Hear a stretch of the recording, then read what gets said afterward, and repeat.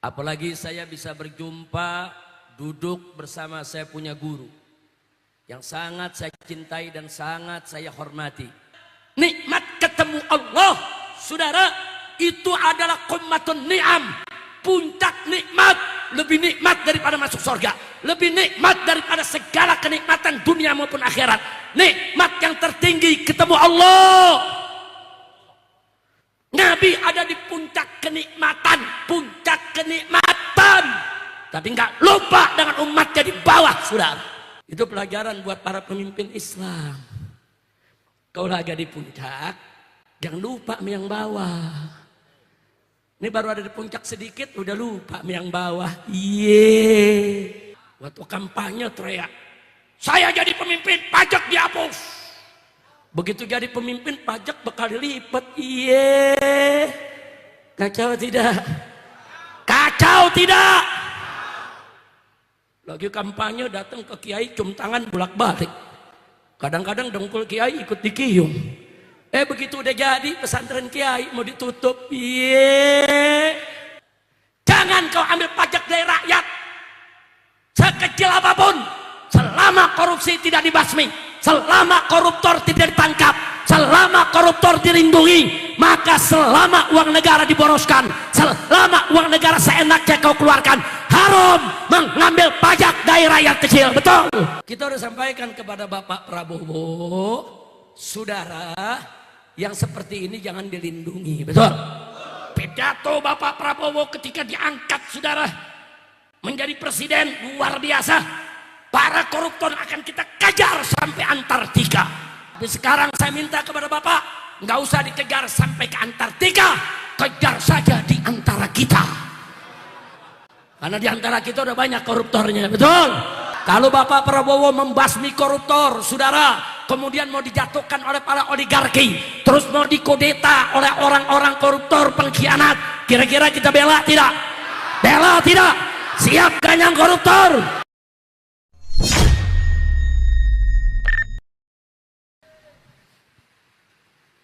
Assalamualaikum warahmatullahi wabarakatuh.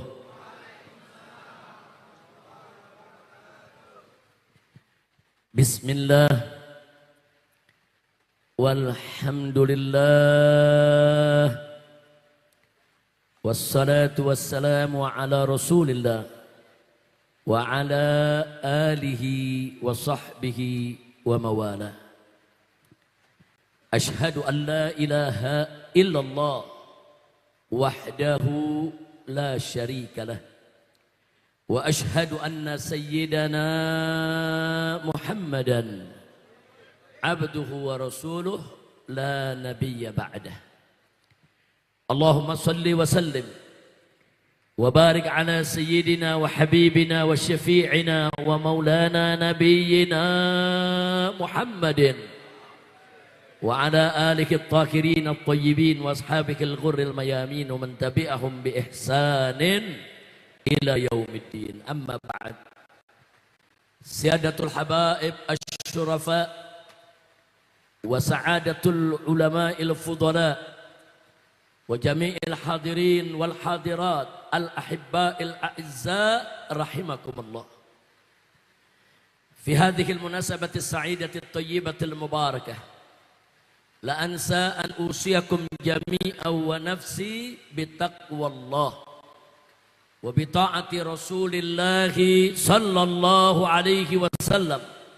Fa nas'alullah subhanahu wa ta'ala an yahdiyana ila siratihil mustaqim wa yaj'alana minal muttaqin wa yudkhilana jannatahu jannatan na'im bihaqqi sayyidil mursalin walhamdulillahi rabbil alamin. Taqabbalallahu minna wa minkum fataqabbal ya karim. Satu kehormatan dan kebahagiaan bagi saya pada malam hari ini bisa berkumpul dengan masyarakat Sidawangi di Sumber Cirebon ini. Apalagi saya bisa berjumpa, duduk bersama saya punya guru yang sangat saya cintai dan sangat saya hormati, Syekhina Al-Walid Al-Muhtaram Al-Mukarram Kiai Haji Syukran Ma'mun hafidhahullahu ta'ala wa ra'ah. Famatanallahu bituli hayatih wa nafa'ana bi ulumi fid dini wad dunya wal akhirah. Amin ya rabbal alamin. Jadi satu kebahagiaan bagi saya karena memang sudah cukup lama. Sudah sekian lama tahunnya saya tidak pernah lagi ke Cirebon. Tapi pada malam hari ini saya bisa datang, saya bertemu dengan sejumlah tokoh, sejumlah kawan-kawan lama saya. Alhamdulillah semua itu sangat membahagiakan dan patut saya syukuri. Alhamdulillah. Bahkan tadi setelah maghrib saya sempatkan dulu diri saya untuk mampir ke Jagasatru. Dulu pada saat saya mundar-mandir ke Cirebon, setiap ada ceramah di Cirebon dan sekitarnya, selalu saya temui dulu. Saya punya orang tua, saya punya guru, ayahanda almarhum Ayib Muh, yaitu Al-Habib Muhammad bin Syekh bin Yahya, yang dulu jadi ketua MUI di kota Cirebon. Beliau adalah guru saya, orang tua saya. Setiap masuk Cirebon, di mana saja saya diundang. Sebelum saya berangkat, yaitu ke lokasi acara pengajian, selalu di sore hari sebelum maghrib, ba'da asar, saya datang ke beliau, saya minta doa, saya minta petunjuk, dan seterusnya. Hari ini beliau sudah tiada, rahimahullahu rahmatal abrar, tapi beliau masih banyak meninggalkan anak, keluarga, santri, kawan di Jagasatru. Tadi saya ke sana, ketemu dengan Habib Hasanin yang saat ini juga menjadi ketua MUI di kota Cirebon. Saudara hafidhahullah ta'ala wa ra'ah. Begitu juga saya mampir, saya bertemu dengan para guru, termasuk ada Dr. Habib Hasan Al-Jufri. Beliau adalah salah satu anak menantu. Beliau menikah dengan salah satu cucu daripada almarhum Ayib Muh, ya ikhwan. Jadi saya gembira, saya senang bisa merajut kembali silaturahim. Walaupun ayahanda Ayib Muh sudah meninggal dunia, tapi saya bisa merajut kembali dengan para kiai, para ustadz yang ada di Cirebon. Mudah-mudahan itu akan lebih memperkuat ukhuwah Islamiyah di antara kita semua. Sebetulnya dalam agenda juga saya ingin mampir ke Al-Bahja, tempat Buya Yahya. Saya malu sebetulnya kalau nggak mampir, karena Buya Yahya ini kalau ke Jakarta sering mampir ke Petamburan. Selalu menyempatkan diri ya ikhwah. Beliau orang baik, beliau dakwah ke mana tempat, dakwahnya mamur, menjadi benteng Ahlus Sunnah wal Jamaah. Alhamdulillah. Memang Cirebon ini kota kiai, Cirebon ini kota santri, Cirebon ini kota pesantren. Cirebon ini luar biasa ya ikhwan. Maka sekali lagi saya nyatakan, saya gembira, saya bahagia, saya bersyukur kepada Allah kalau malam hari ini berkumpul lagi dengan orang-orang baik yang ada di Cirebon. Alhamdulillah. Mudah-mudahan Cirebon Allah berkahi menjadi Madinah Thayyibah, makmurah, mubarakah. Amin ya rabbal alamin. Dalam malam hari ini saya juga bahagia kumpul dengan para habaib dan para kiai alim ulama yang ada di Cirebon.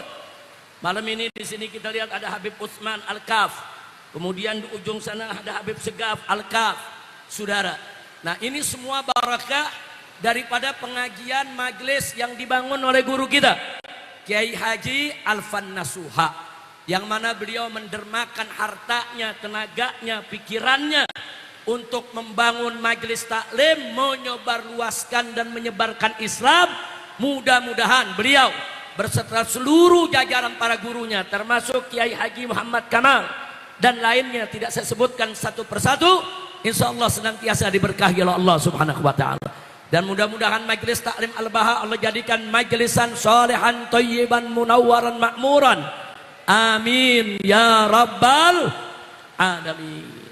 Nah baiklah ya ikhwan, sebetulnya kalau sudah ada Kiai Syukran Ma'mun di sini, saya enggan untuk berceramah.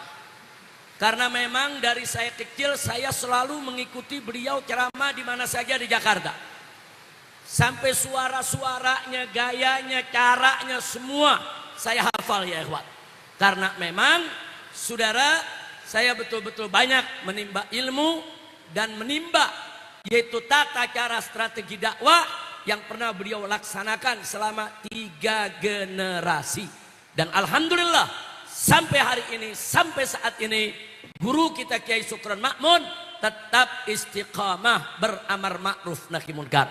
Beliau selalu mengatakan yang hak itu hak, yang batil itu batil.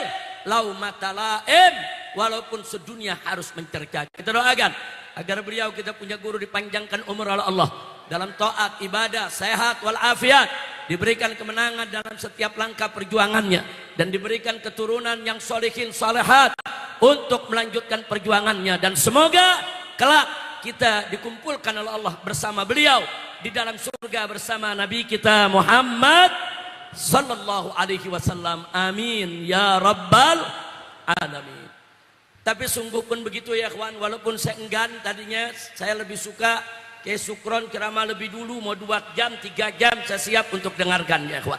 Tapi beliau yang perintahkan saya untuk bicara lebih dulu. Imtithalan li amri syekh, kita ikuti perintah kita punya guru, maka saudara, saya akan memulai terlebih dahulu walaupun tidak lama, dan nanti wajib kita semua untuk mendengarkan dengan saksama dan mengambil manfaat dari guru kita, yaitu Kiai Haji Sukron Ma'mun hafizahullah ta'ala wara'ah. Amin ya rabbal alamin. Makanya saya mau tanya, ini hujan sebesar begini, masyarakat Cirebon siap ngaji gak? Siap ngaji terus? Betul? Takbir, sallu ala nabi. Baik ya ikhwan, kita tahu malam hari ini kita kumpul dalam acara Cirebon bersolawat.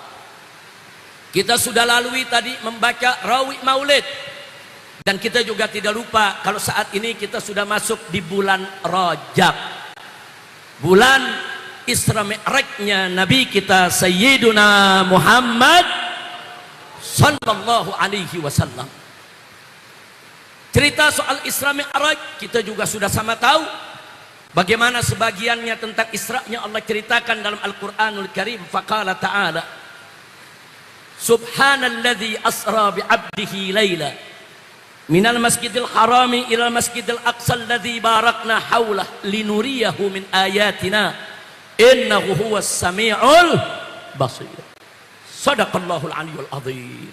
Luar biasa saudara, dalam satu ayat yang singkat, padat, ringkas, jelas, bagaimana kita mendapatkan informasi ilahi dari Allah subhanahu wa ta'ala tentang perjalanan Nabi yang begitu luar biasa. Allah yang nyatakan saudara, justru karena ini merupakan peristiwa luar biasa saudara, yang harus kita imani dengan sepenuh jiwa saudara. Allah ingatkan dulu kita semua dengan kesuciannya. Subhana, maha suci. Sepertinya Allah memberikan isyarat kepada kita, hati-hati loh, sebentar lagi Allah akan ceritakan peristiwa yang luar biasa, peristiwa yang sulit dikenal oleh akal manusia biasa. Hati-hati, ini cerita bukan cerita khurafat, ini cerita bukan cerita bohong, ini cerita bukan cerita mimpi, ini cerita bukan cerita fiktif. Subhana, maha suci Allah daripada menyampaikan kebohongan, kedustaan, khurafat, dan aneka ragam, yaitu cerita-cerita fiktif. Allah ingatkan kita, subhana, maha suci Allah, yang Allah sampaikan kepada kita adalah suatu cerita yang benar, dan itu merupakan mukjizat Nabi kita Sayyiduna Muhammad sallallahu alaihi wasallam. Subhanalladzi asra bi'abdih, maha suci Allah yang telah memperjalankan, asra, memperjalankan. Jadi bukan Nabi kita jalan sendiri saudara, tapi diperjalankan oleh Allah. Kalau sudah bicara diperjalankan oleh Allah, Allah maha besar, Allah maha kuasa, Allah maha sanggup untuk memperjalankan hambanya saudara dengan perjalanan sehebat apapun. Betul? Siapa yang maha besar? Siapa yang maha kuat? Siapa yang maha perkasa? Takbir, sallu ala nabi. Dan tentu yang Allah perjalankan bukan sembarang manusia saudara. Asra bi abdihi, seorang hambanya. Dan jangan lupa para ulama mengatakan saudara, tatkala seorang nabi diberikan julukan sebutan oleh Allah sebagai Abdullah, sebagai abduh saudara, itu merupakan gelar yang paling tinggi. Kenapa? Karena di dalamnya ada makna ubudiyah kepada Allah. Jadi nabi disebut siapa itu diperjalankan oleh Allah, tidak lain dan tidak bukan nabi kita yang mulia, nabi kita yang tercinta Sayyiduna Muhammad sallallahu alaihi wasallam, lailan, pada suatu malam, bahkan hanya sebagian malam saja saudara. Dari mana? Minal Masjidil Haram. Diperjalankan dari Al-Masjidil Haram yang ada di kota suci Makkah. Lalu kemana? Ilal Masjidil Aqsa. Diperjalankan sampai ke Al-Masjidil Aqsa. Al-Masjidil Aqsa yang mana? Allazi barakna haulah, kata Allah. Masjid yang telah kami limpahkan keberkahan di sekitarnya. Bagaimana enggak berkah, saudara? Jauh sebelum Nabi kita datang alaihi salatu wassalam, Al-Masjidil Aqsa di sana Allah telah mengutus berapa banyak para nabi dari Bani Israel, saudara. Allah utus para nabi, para rasul. Allah muliakan itu tempat, saudara. Bahkan kalau sekarang kita lihat, bagaimana enggak penuh berkah Al-Masjidil Aqsa, saudara. Di malam Isra Mi'raj Nabi, saudara, arwah seluruh para nabi dan para rasul Allah kumpulkan di masjid tersebut, dan sholat di belakang Nabi kita Sayyiduna Muhammad sallallahu alaihi wasallam. Saudara, disebutkannya Al-Masjidil Aqsa, ditakdirkannya Nabi alaihi salatu wassalam Isra, saudara, dari Masjidil Haram di Mekah sampai Al-Masjidil Aqsa yang di Palestina. Sebetulnya di situ juga ada pesan supaya kita senantiasa memperhatikan Al-Masjidil Aqsa, menjaga Al-Masjidil Aqsa, membela Al-Masjidil Aqsa. Saudara, muncul pertanyaan, untuk apa sih Nabi di Isra Mi'rajkan? Ada yang menjawab untuk menghibur hati Nabi yang sedang duka karena ditinggal mati oleh dua orang pembela yang luar biasa. Saudara, yang pertama adalah Sayyidatuna Khadijah Al-Kubra, istri beliau yang telah mengorbankan seluruh harta bendanya, tenaga dan pikirannya, seluruh hidupnya untuk berjuang bersama Nabi. Begitu juga pamannya Abu Talib. Keduanya meninggal dunia. Begitu keduanya meninggal dunia, orang-orang kafir Quraisy mulai berani mengusik Nabi secara fisik, saudara. Bahkan Nabi mencoba untuk hijrah ke Taif, diusir, saudara. Ya, itu tahun duka. Para ulama menyebutnya Amul Hazan, tahun duka, tahun sedih. Saat itulah Nabi di Isra Mi'rajkan oleh Allah, dihibur langsung oleh Allah subhanahu wa ta'ala. Jawaban ini enggak salah, karena memang faktanya begitu, saudara. Ada lagi ulama yang menjawab, beliau di Isra Mi'rajkan salah satunya adalah untuk menerima perintah sholat 5 waktu. Ini juga betul, karena memang fakta realitanya begitu. Nabi mendapatkan perintah sholat 5 waktu, saudara, untuk umatnya pada saat beliau Isra dan Mi'raj. Tapi terlepas dari semua pendapat, kita kembali kepada Al-Quran. Allah nyatakan, linuriyahu min ayatina, untuk kami perlihatkan kepada beliau, yaitu Nabi Muhammad sallallahu alaihi wasallam, dan juga kepada seluruh umatnya, min ayatina, sebagian dari tanda-tanda kebesaran kami. Subhanallah, ya. Di dalam peristiwa Isra Mi'raj, kalau dikupas satu persatu, saudara, itu merupakan lautan hikmah, itu merupakan samudra hikmah, saudara. Tidak akan pernah ada habisnya kalau kita ingin membahas tentang bagaimana dahsyatnya kebesaran Allah, agungnya kekuasaan Allah, saudara, melalui peristiwa Isra Mi'raj yang ditakdirkan Allah, diberikan oleh Allah kepada Nabi kita Muhammad sallallahu alaihi wasallam. Nah, makanya tentunya nggak mungkin kalau malam ini kita harus membahas bagaimana tentang keagungan-keagungan tersebut yang begitu banyak. Nggak bakal habis, saudara. 1 jam, 2 jam, setahun, 2 tahun mengarang kitab, puluhan jilid kitab, saudara. Terlalu luas. Allah punya samudra ilmu pengetahuan dan rahmat hikmahnya. Alhamdulillah. Tapi sungguh pun begitu, setidaknya 1-2 pelajaran kita perlu mengambilnya, saudara. Itu yang ingin saya sampaikan pada malam hari ini.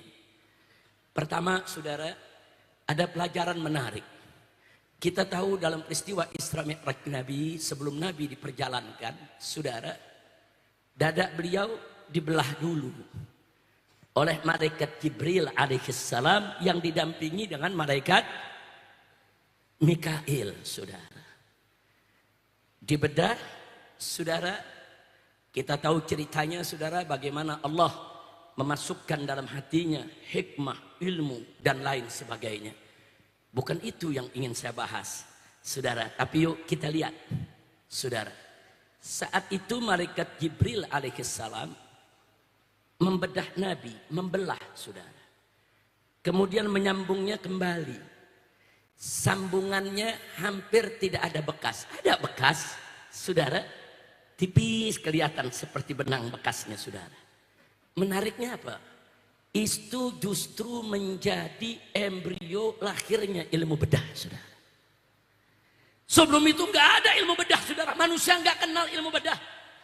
Nggak pernah ada satu manusia pun yang berpikir kalau manusia itu bisa dibedah, organ tubuhnya bisa dikeluarkan dan bisa dimasukkan lagi, saudara.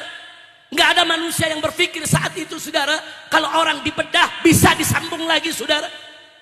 Tapi malaikat Jibril dengan izin Allah, saudara, menunjukkan kepada umat manusia lewat Nabi kita Muhammad Sallallahu Alaihi Wasallam, ternyata manusia bisa dibedah, bisa dibelah, bisa disambung lagi, saudara. Yang dikeluarkan bisa dimasukkan lagi. Dari situlah ulama-ulama kaum muslimin, para atibba, para dokter-dokter pertama kaum muslimin mulai mempelajari ilmu bedah, saudara.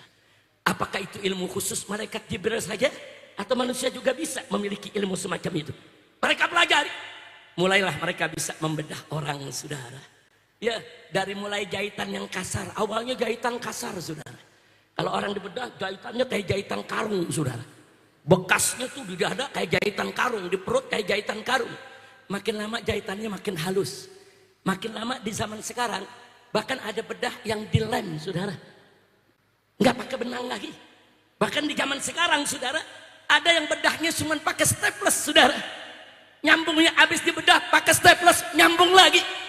Subhanallah.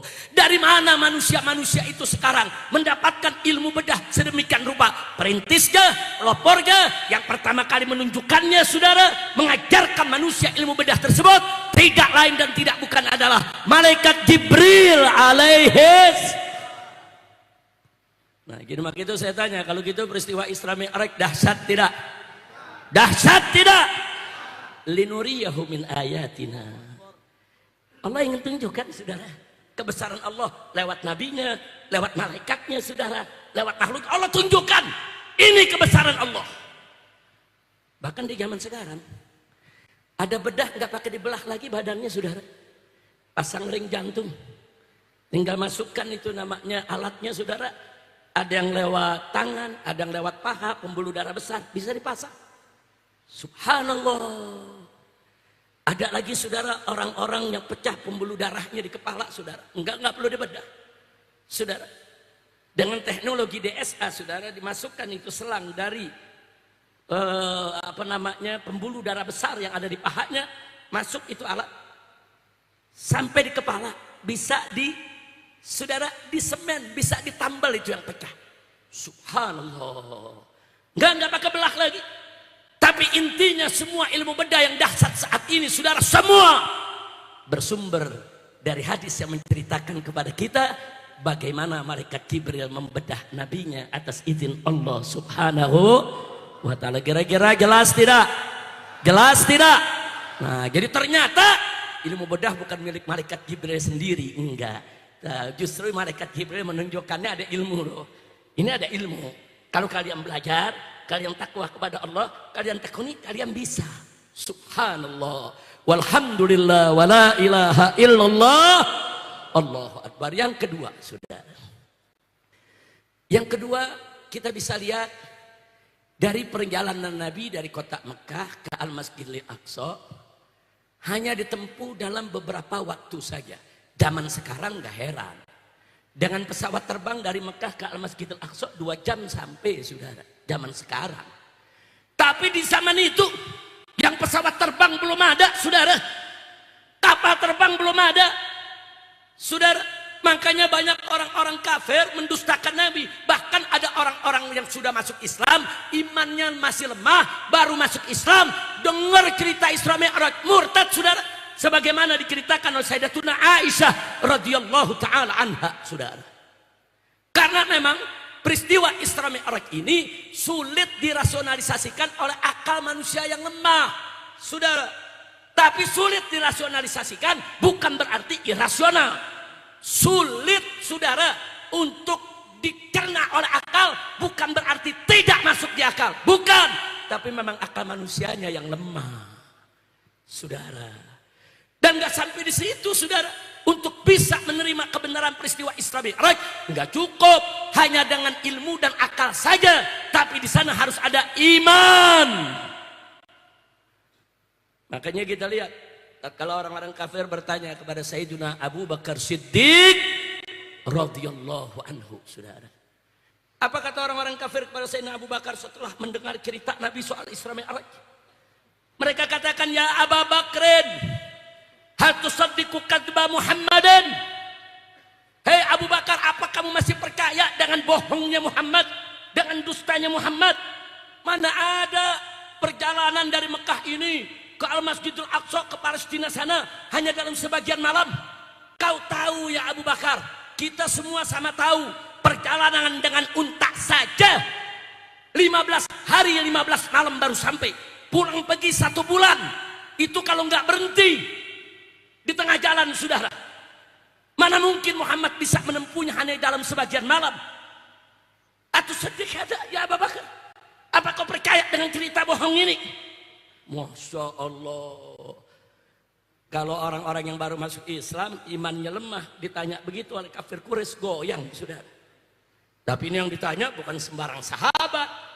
Sayyiduna Abu Bakar Siddiq radhiyallahu an. Apa beliau jawab? Luar biasa jawabannya, saudara. Beliau katakan kepada orang-orang kafir Quraisy, apa beliau katakan? Lau qala Muhammadun ab'ada min dzalik wallahi la saddaqtu. Singkat beliau katakan, andai kata kekasihku Muhammad bercerita lebih dahsyat dari Isra Mi'raj, lebih luar biasa daripada Isra Mi'raj, selama Muhammad yang bercerita, wallahi demi Allah pasti aku percaya dan membenarkannya. Takbir. Saya mau jawab, ini yang jawab ilmu apa iman? Sebab ilmu belum sampai saat itu, saudara. Ilmu perjalanan jauh dalam waktu cepat belum sampai. Ilmu manusia belum sampai, saudara. Tapi iman Abu Bakar Siddiq sudah mendahului ilmu kita yang baru kita temukan zaman ini, saudara. Iman. Iman ini ajaib, saudara. Iman, saudara, bisa menerima yang akal belum sampai. Iman bisa menerima, saudara, yang kita punya, saudara, hawas, saudara, yang kita punya mata, telinga belum mendengar, mata belum lihat, tapi dengan iman kita bisa menerima itu semua, saudara. Kita percaya surga neraka ada walaupun kita nggak pernah lihat. Kita percaya, saudara, dosa pahala itu ada walaupun kita belum lihat.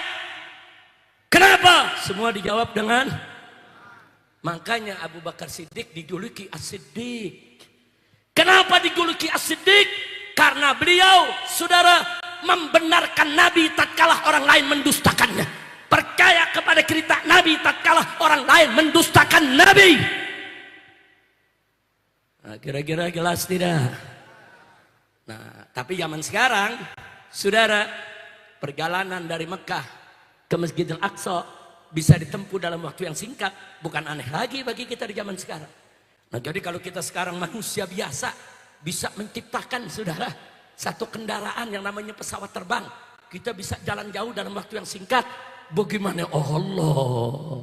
Apa iya Allah nggak mampu menciptakan satu kendaraan yang kecepatannya sedemikian rupa? Itulah yang Allah kirimkan kepada Nabi dengan nama Al-Buraq. Kenapa disebut buraq? Karena kecepatannya bagaikan barq, bagaikan kilat, saudara, makanya disebut buraq. Kalau manusia mampu menciptakan pesawat supersonik, saudara, pesawat yang begitu cepat, Allah lebih mampu menciptakan satu kendaraan yang kekuatannya luar biasa. Dan terbukti dulu sulit orang memahaminya, tapi sekarang orang bisa menguraikannya dengan teknologi. Alhamdulillah. Kira-kira jelas tidak? Artinya apa? Dengan adanya kendaraan buruk, saudara, itu membuat umat manusia berpikir, ulama-ulama kaum muslimin berpikir, kalau Allah mengirimkan satu kendaraan super cepat, apakah kita manusia bisa menciptakan kendaraan yang cepat? Dipancing sampai akhirnya para ulama menemukan sepeda, menemukan motor, menemukan mobil, menemukan kereta, menemukan pesawat terbang, sampai menemukan pesawat orang alik, saudara. Alhamdulillah. Kira-kira jelas tidak? Jadi saya tanya sekali lagi, kalau gitu peristiwa Isra Mi'raj itu dahsyat tidak? Dahsyat tidak? Itulah tadi Allah katakan linuriyahu min ayatina. Allah mau tunjukkan saudara tanda kebesarannya. Yang ketiga saudara, sudah atau lanjut nih? Udah apa lanjut? Nanti bilang lanjut, namun nanya guru anak dulu. Baik, masih diizinin. Lanjut? Baik, sedikit lagi saudara. Tadi udah berapa? Udah 2 itu. Sekarang yang ketiga saudara.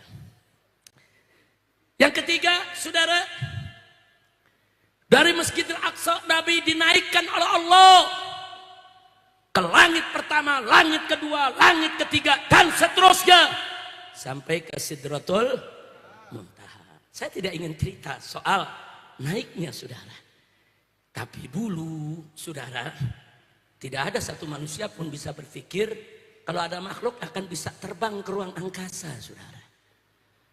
Gak ada yang berpikir saudara. Tahu-tahu Nabi membawa kabar, saudara, beliau tembus langit 1, 2, 3 dan seterusnya. Dan ini mendorong, memotivasi para ulama-ulama kita. Saudara, bagaimana supaya manusia ini bisa mencapai bulan, bisa mencapai planet-planet, bisa mengarungi ruang angkasa saudara. Ya, saudara, kalau malaikat Jibril dan Mikail dengan izin Allah bisa membawa Nabi untuk menembus langit pertama dan seterusnya, ulama terpacu saudara, dan akhirnya kita lihat akhirnya manusia mampu ke bulan, akhirnya manusia mampu mengarungi ruang angkasa. Bahkan sampai hari ini penyelidikan ruang angkasa masih terus berjalan saudara. Padahal di dalam Al-Quranul Karim kalau cerita ruang angkasa, bagaimana para jin bercerita kalau dulu mereka bisa singgah dari satu tempat ke tempat lainnya di angkasa sana. Tapi setelah Nabi diutus, mereka nggak bisa lagi bebas untuk mencuri dengar kabar langit saudara. Ya, artinya dulu ada makhluk-makhluk itu bisa hidup di ruang angkasa. Itu juga pancingan buat ulama-ulama kita. Apakah bisa umat manusia ke sana?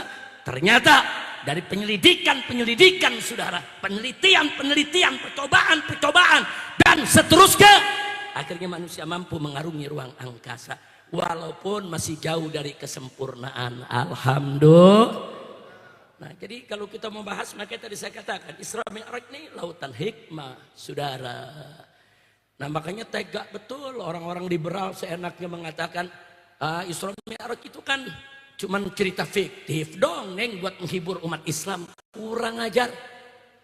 Nah, begitu jangan terpengaruh dengan ajaran-ajaran liberal saudara. Peristiwa Isra Mi'raj adalah peristiwa nyata, benar, dan itu merupakan bagian mukjizat dari Nabi kita Muhammad sallallahu alaihi wasallam yang diberikan oleh Allah subhanahu wa ta'ala. Percaya dengan Isra Mi'raj? Jawab yang kompak, percaya dengan Isra Mi'raj? Yakin? Betul? Takbir? Sallu ala Nabi. Yang terakhir saudara, dalam peristiwa Isra Mi'raj ada kejadian yang gak boleh kita abaikan dalam mengambil hikmah. Bagaimana kewajiban sholat dari 50 waktu menjadi 5 waktu.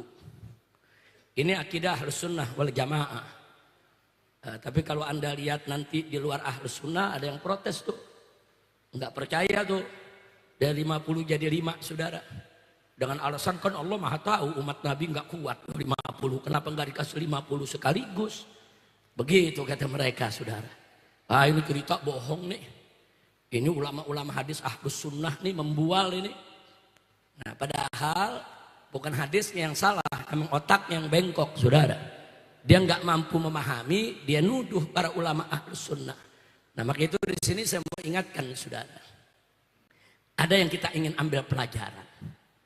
Allah berikan dari 50 sampai 5. Padahal Allah tahu umat Nabi nggak mampu 50 waktu. Dan Allah juga maha tahu akhirnya akan jadi 5 saja kok. Tapi kenapa Allah takdirkan cerita tersebut yang dialami oleh Nabi dari 50 sampai 5 saudara. Dari 50 waktu sampai 5 waktu. Ada pelajaran Allah berikan. 1, Allah ingin memamerkan saudara di hadapan kita. Jangan lupa Salah satu nama Allah adalah Al-Mutakabbir, saudara. Dan kibria itu hanya pakaian milik Allah. Nggak ada satu makhluk pun boleh sombong kecuali Allah. Sudah, Allah ingin memamerkan di hadapan hamba-hamba. Saudara, apa yang ingin dipamerkan oleh Allah? Satu, Allah ingin memamerkan rahmatnya, lembutnya, dermawannya. Hei umat Muhammad, dari 50 ku berikan jadi 5. Bagaimana enggak rahmatnya Allah? Bagaimana enggak baiknya Allah? Bagaimana enggak lembutnya Allah? Bagaimana enggak dermawannya Allah? Jadi 50 jadi 5 adalah Allah ingin memamerkan rahmatnya kepada kita. Alhamdulillah. Saya mau tanya, 50 jadi 5, Allah baik tidak? Baik tidak? Bersyukur tidak? Kalau kira-kira 50 nggak diturunin jadi 5, bagaimana? 5 aja banyak yang lewat, apalagi 50, sudah. Kira-kira jelas gak? Jadi bukan Allah nggak tahu umat Nabi itu nggak mampu 50, bukan Allah tahu. Allah kasih 50 dulu. Kemudian jadi 5. Allah mau pamer betapa maha rahmannya Allah, betapa maha rahimnya Allah, betapa Allah latif wadud. Saudara, yang kedua, Allah ingin memamerkan kemuliaan sifat nabinya. Kok bisa, saudara? Bagaimana tidak? Nabi pulang pergi bolak-balik 9 kali minta keringanan dari Allah. Untuk siapa? Untuk umatnya. Kalau Nabi mampu sholat 50 waktu sehari, saudara, tapi Nabi tahu umatnya tidak mampu. Dengan dorongan, saran, nasihat dari Nabi Musa alaihissalam, dan dengan musyawarah kepada Jibril, dan Jibril memberikan isyarat boleh kembali lagi kepada Allah untuk minta keringanan. 9 kali Nabi pulang pergi. Setiap menghadap dikurangi 5, setiap menghadap dikurangi 5, sampai 9 kali menghadap dikurangi 45, sehingga sisa tinggal. Bahkan begitu sisa tinggal 5, Nabi Musa masih nyaranin minta lagi keringanan. Tapi Nabi malu, saudara. Nabi sampaikan ke Musa, cukup udah 5, aku malu. Saudara, ini yang namanya pemimpin begini. Ini namanya pemimpin yang dipikirin umatnya, bukan pribadinya, saudara. Pribadi Nabi kuat 50. Nggak perlu minta keringanan, tapi demi umat, untuk umat, kasihnya dengan umat, Nabi siap walaupun harus malu, pulang pergi 9 kali sampai diringankan menjadi 5. Saya mau tanya, mulia tidak akhlak Nabi? Mulia tidak akhlak Nabi? Saudara, zaman sekarang nih, kita kena PBB mahal. Pajak, tahu pajak? Kena pajak mahal. Pajaknya 1 juta umpamanya. Kita minta bantuan sama Pak Lurah. Tolong dong Pak Lurah ngadep Pak Camat biar dikurangin. Ya Pak Lurah ngadep ke Pak Camat. Dikurangin sama Pak Camat. Dari 1 juta ya udah 750 aja. Balik lagi nih Lurah, udah kamu 750 diizinin. Minta lagi Pak Camat ngadep lagi. Pak Lurah ngadep lagi dong ke Pak Camat. Mungkin dikurangin lagi. Ngadep lagi ke Pak Camat 2 kali. Dikurangin lagi, saudara, tinggal 500. Kira-kira yang ketiga kali kita ngomong, Pak Lurah ngadep lagi, mau gak Lurah? Saudara, minta keringanan kepada atasan itu, saudara, bukan sesuatu yang mudah. Pejabat di bawah minta kepada pejabat di atas kekurangan, saudara, dia harus siap malu dan dia harus siap dilabrak oleh atasannya, saudara. Kalau dia datang, kalau atasannya baik, kalau atasannya nggak baik, saudara, kalau atasannya nggak mau, cukup itu pajak, tagih aja kepada rakyat, nggak usah minta kurang-kurangi. Jadi minta kekurangan kepada yang di atas itu ada beban, saudara. Tapi Nabi nggak peduli, demi umatnya, Nabi pulang pergi, saudara. Demi umatnya, saudara, Nabi siap, saudara. Apa yang akan ditegur oleh Allah? Ternyata Allah Arhamur Rahimin. Apa permintaan nabinya diberikan, saudara. Alhamdulillah. Maka itu saya mau tanya, kalau gitu akhlak Nabi bagus tidak? Sempurna tidak? Sudah di puncak kenikmatan, saudara. Nikmat ketemu Allah, saudara, itu adalah qummatun ni'am, puncak nikmat, lebih nikmat daripada masuk surga, lebih nikmat daripada segala kenikmatan dunia maupun akhirat. Nikmat yang tertinggi ketemu Allah. Nabi ada di puncak kenikmatan, tapi nggak lupa dengan umatnya di bawah, saudara. Itu pelajaran buat para pemimpin Islam. Kau lagi di puncak, jangan lupa sama yang bawah. Ini baru ada di puncak sedikit, udah lupa sama yang bawah. Ada gak? Ada gak? Ada apa banyak? Ada apa banyak? Waktu kampanye teriak, saya jadi pemimpin, pajak dihapus. Begitu jadi pemimpin, pajak bakal dilipat. Kacau tidak? Kacau tidak? Lagi kampanye datang ke kiai, cium tangan bolak-balik. Kadang-kadang dengkul kiai ikut dikium. Begitu udah jadi pesantren kiai mau ditutup. Kacau tidak? Kacau tidak? Jawab yang keempat, kacau tidak? Nah makanya yuk kita melihat sejarah Nabi. Ternyata Nabi, saudara, ada di puncak nikmat. Lupa tidak dengan umat? Meninggalkan umat tidak? Tetap memperjuangkan umat, betul? Kalau begitu saya mau tanya, Nabi kita mulia tidak? Bagus tidak? Itulah yang Allah ingin pamerkan kepada kita melalui peristiwa Isra dan Mi'raj.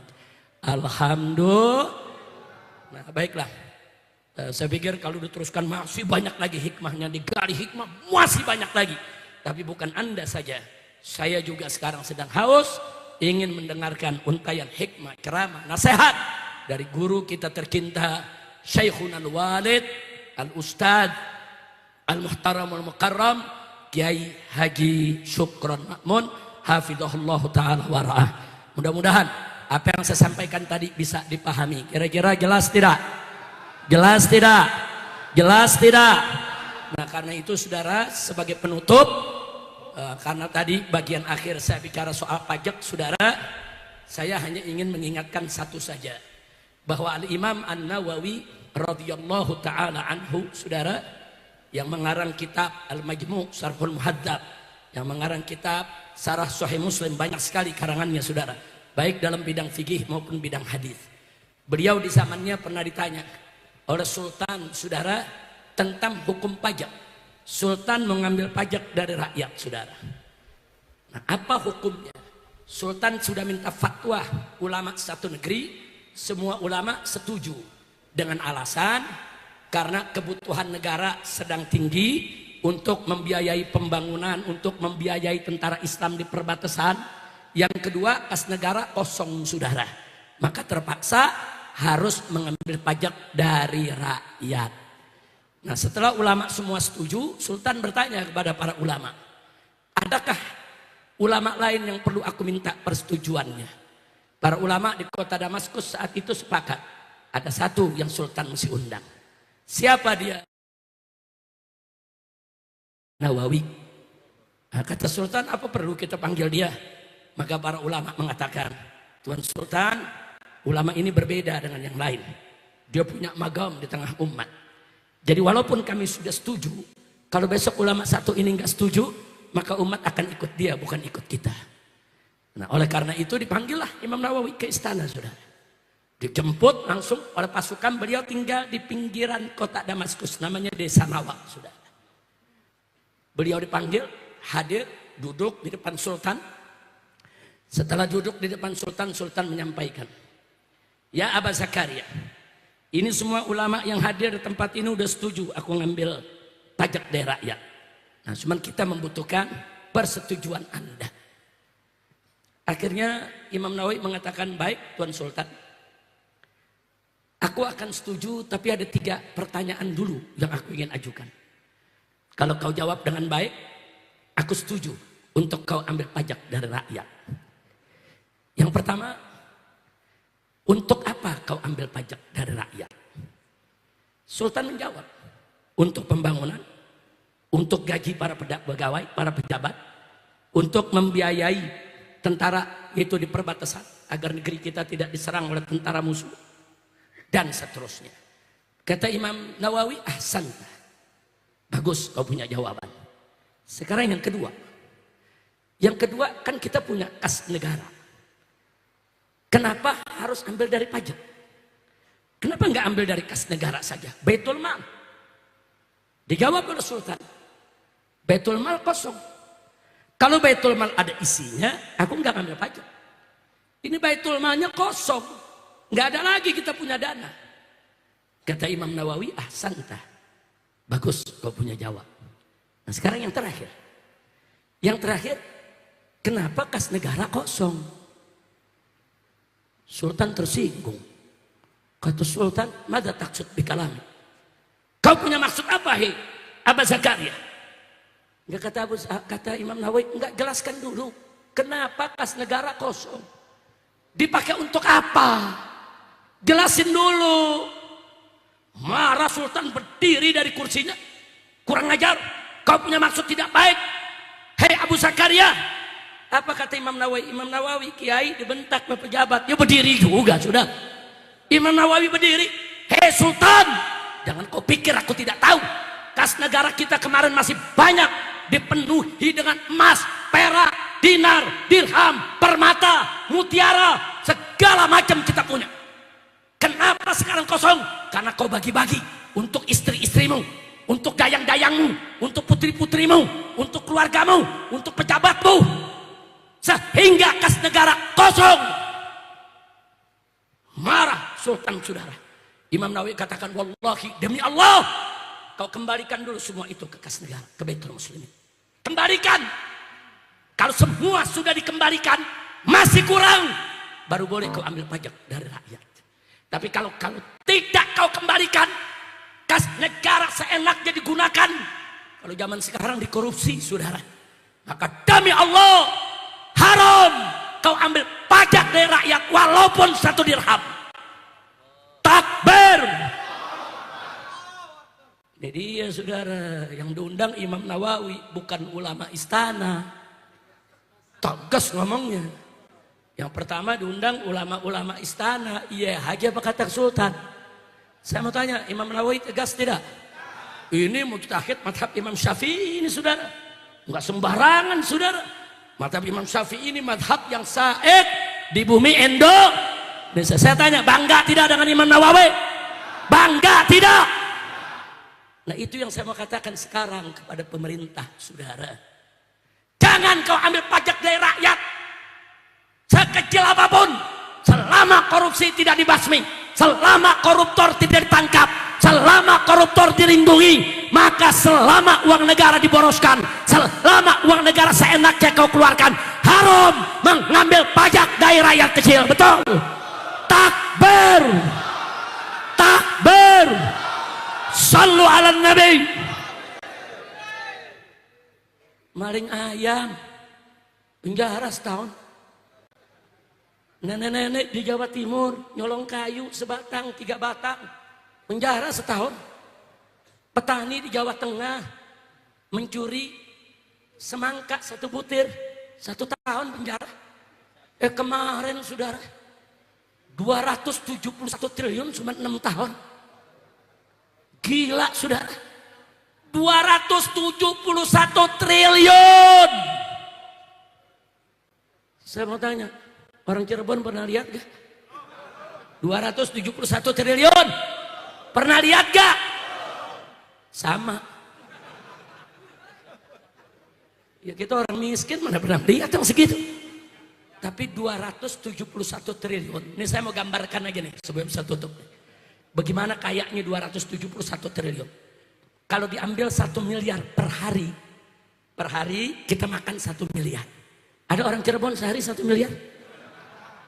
1 miliar, oh, ambil restoran-restorannya kita beli. 1 miliar per hari. Setahun berapa hari? Dalam hitungan nasional 365 hari. Berarti setahun cuma saudara 365 miliar. Saudara, belum 1 triliun. Berarti 1 triliun 3 tahun, saudara. 1 triliun buat makan 3 tahun. Nah kalau 271 triliun Lu kali 3. 742 tahun, saudara. Kalau Anda punya duit 271 triliun, maka berarti Anda bisa makan 742 tahun, satu harinya 1 miliar. Banyak apa dikit? Untung gak pingsan lo dengernya. Di penjara cuma 6 tahun. Iya. Saya mau tanya orang Cirebon nih. Lo dikasih duit 271 triliun tapi di penjara 6 tahun, mau gak? Mau gak? Mau semua, Beb. Haji Alvan teriak, Anda juga mau, Beb. Haji Alvan ini pengusaha, saudara. 271 triliun di penjara 6 tahun. Iya. Kacau tidak? Kacau tidak? Nampaknya saya sudah sampaikan kepada Bapak Presiden terpilih Prabowo. Pak. Emang lu Prabowo? Kita udah sampaikan kepada Bapak Prabowo, saudara, yang seperti ini jangan dilindungi, betul? Pidato Bapak Prabowo ketika diangkat, saudara, menjadi presiden luar biasa. Para koruptor akan kita kejar sampai Antartika. Luar biasa. Takbir. Tapi sekarang saya minta kepada Bapak, nggak usah dikejar sampai ke Antartika, kejar saja di antara kita. Karena di antara kita udah banyak koruptornya, betul? Betul. Nah sekarang saya mau tanya, kalau Bapak Prabowo tangkap semua koruptor, setuju tidak? Dukung tidak? Bela tidak? Kalau Bapak Prabowo membasmi koruptor, saudara, kemudian mau dijatuhkan oleh para oligarki, terus mau dikodeta oleh orang-orang koruptor pengkhianat, kira-kira kita bela tidak? Bela tidak? Siap ganyang koruptor? Siap ganyang koruptor? Siap basmi korupsi? Betul, takbir. Nah, sebelum Kiai Sukron Makmun berdiri, saya minta Habib Hanif bacakan 1, 2 atau 3 pasal aja. Ini ada qasidah anti korupsi. Mau dengar? Mau dengar?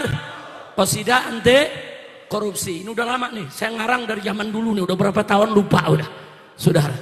Nah, cuman saya mau tutup, saudara. Dulu zaman Pak Harto, korupsi ada banyak, bukan dikit, tapi korupsi masih di kolong meja.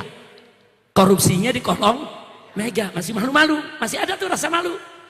Begitu kita reformasi, saudara, korupsinya naik di atas meja, malunya mulai hilang. Di zaman Jokowi, korupsi memega-meganya dibawa pulang. Udahlah, segitu aja dah. Ntar gue ditangkep lagi kali. Kiai Sukron udah negor saya, Beb, kalau ceramah jangan sebut nama, ditangkap lagi ente. Tapi sudah dari sononya Kiai. Udah deh, jangan diterusin, ntar pulang dari Cirebon ditangkap, gue gak datang lagi ke Cirebon. Nah, akhirnya gak ke Cirebon, gak makan nasi gamblang. Mutsinya kalau anda lagi di penjara, ente nengokin bawa nasi gamblang. Ada tempenya, ada perkedelnya, ada apa? Ada sambal merah gitu. Gue jadi udah ajib aja, udah makanan orang Cirebon deh. Makannya di atas daun jamblang, daun jati. Daun enak gak? Enak gak? Itu berapa harganya? 1 miliar? Ya udah, sekarang saya tanya nih, sekarang siap gak nyang koruptor? Betul? Takbir. Sallu ala nabi. Itu saja yang saya sampaikan. Terima kasih atas perhatiannya. Hadani Allah wa iyyakum ila siratil mustaqim. Wassalamualaikum warahmatullahi wabarakatuh. Siap perang lawan korupsi. Mana Cirebon suaranya kurang kompak. Siap perang lawan korupsi. Siap ganyang koruptor. Siap jaga Indonesia. Takbir. Ayo sama-sama sholawat. Hadro ikut, backing vokal jangan ikut, biar semuanya Cirebon bergoncang dengan sholawat. Sholli wa sallim. Semuanya sholli wa sallim daiman ala hamada.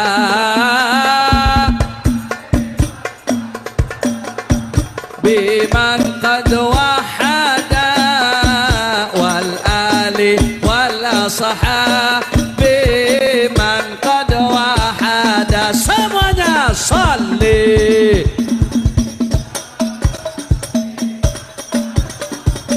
Allah Allah salli wa sallim daiman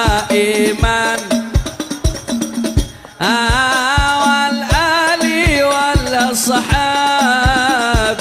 man qad wahada wal ali wal ashabi man. Jawab yang kompak. Rakyat banyak melarat akibat orang kompak nih. Yang jawabnya nggak kompak, jangan-jangan baru masang slot nih. Orang kompak. Rakyat banyak melarat akibat kurang kompak. Sekolah jadi mahal akibat kurang kompak. Rumah sakit antri akibat. Angkat tangan semua, ayo kita bangkit membasmi korupsi. Sholli salim daiman ala hamada. Sholli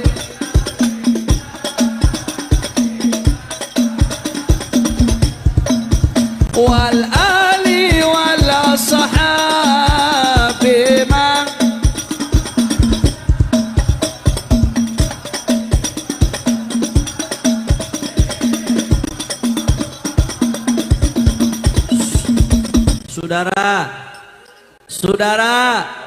Saudara, saya mau tanya, bensin bayar apa kagak?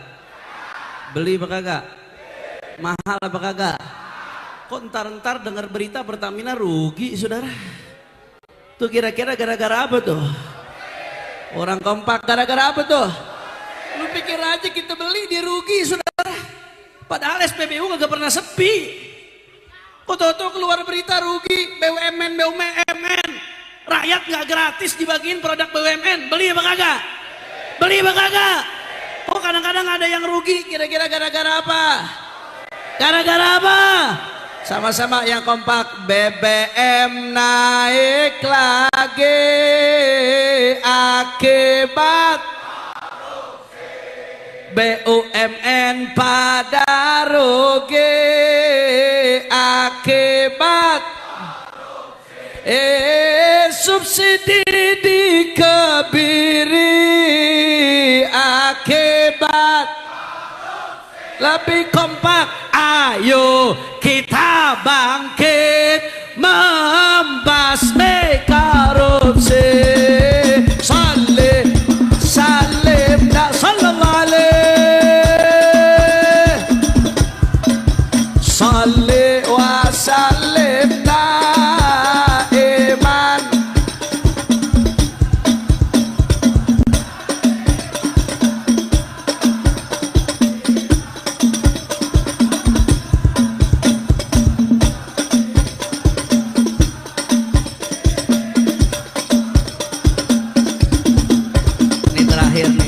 Terakhir, sebetulnya masih panjang, tapi karena kita mau dengerin guru kita. Indonesia kaya apa kagak? Sumber daya alam banyak apa kagak? Sebagian ahli mengatakan kalau sumber daya alam Indonesia satu aja betul-betul dimaksimalkan, insya Allah di Indonesia nggak ada orang miskin, saudara. Betul? Tapi faktanya sekarang yang miskin makin banyak atau tidak? Gara-gara apa tuh kira-kira? Gara-gara apa? Miskin makin miskin. Ulang. Miskin akibat Allah bangkrut makin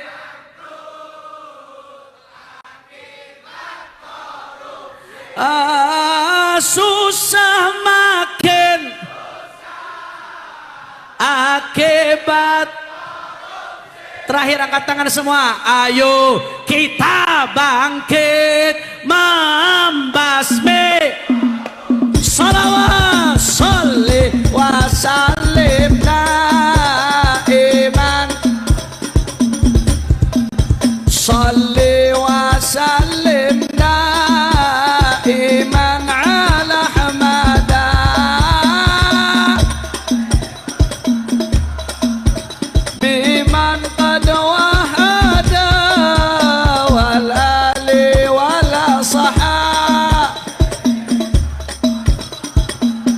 Sekali lagi saya mau tanya semua Cirebon siap bersatu? Siap perang melawan korupsi? Siap ganyang korupsi? Siap jaga Indonesia? Semua angkat tangannya. Allahu Akbar, Allahu Akbar, Allahu Akbar. Sallu ala Nabi.